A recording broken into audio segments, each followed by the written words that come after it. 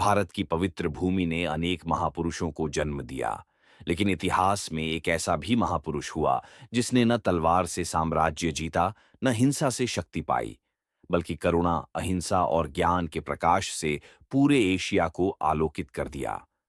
दुनिया उन्हें एक नाम से जानती है, गौतम बुद्ध, और इतिहास उन्हें कहता है एशिया का ज्योतिपुंज, लाइट ऑफ एशिया।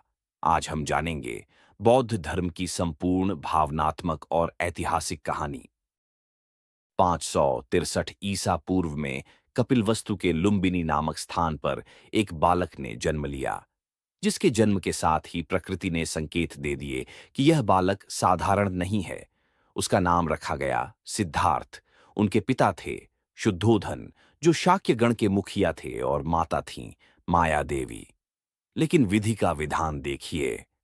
जन्म के केवल 7वें दिन माता माया देवी का देहांत हो गया।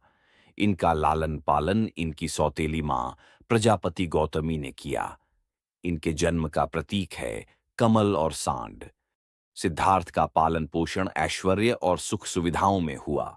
16 वर्ष की आयु में उनका विवाह हुआ यशोधरा से।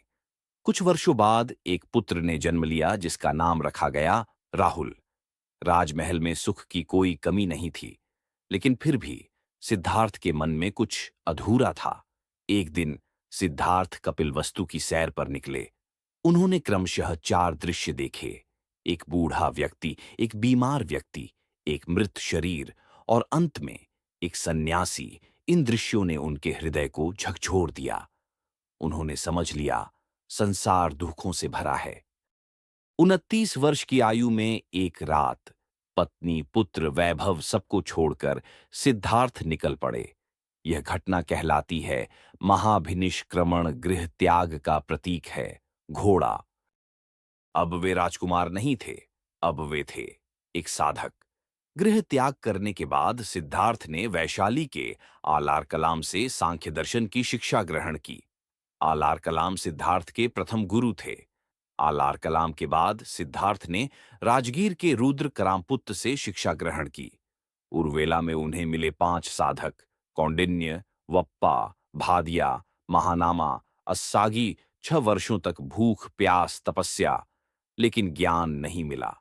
तभी उन्होंने जाना, अति तप भी ज्ञान का मार्ग नहीं है।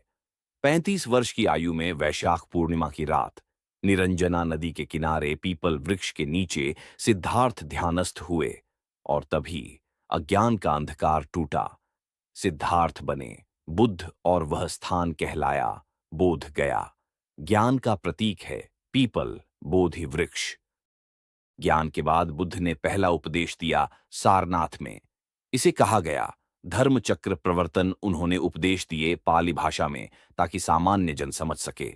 बुद्ध ने सांसारिक दुखों के संबंध में 4 आर्य सत्यों का उपदेश दिया।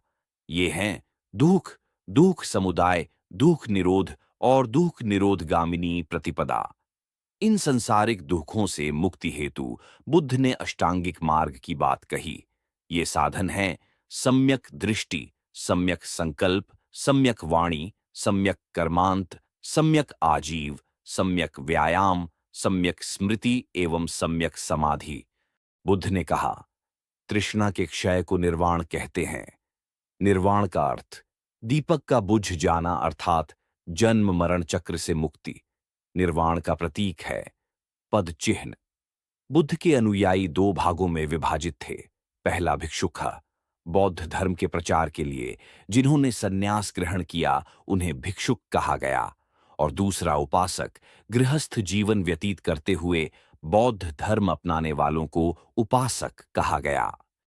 बौद्ध संघ में सम्मिलित होने के लिए न्यूनतम आयु सीमा 15 वर्ष थी। बौद्ध संघ में प्रविष्टि होने को उपसंपदा कहा जाता था। बौद्ध धर्म के त्रिरत्न हैं बुद्ध, धम्म एवं संघ। बुद्ध की मृत्यु 80 वर्ष की अवस्था में 483 ईसा पूर्व में कुशीनारा, देवरिया, उत्तर प्रदेश में चुंड द्वारा अर्पित भोजन करने के बाद हो गई, जिसे बौद्ध धर्म में महापरिनिर्वाण कहा गया है। मृत्यु का प्रतीक है स्तूप। एक अनुश्रुति के अनुसार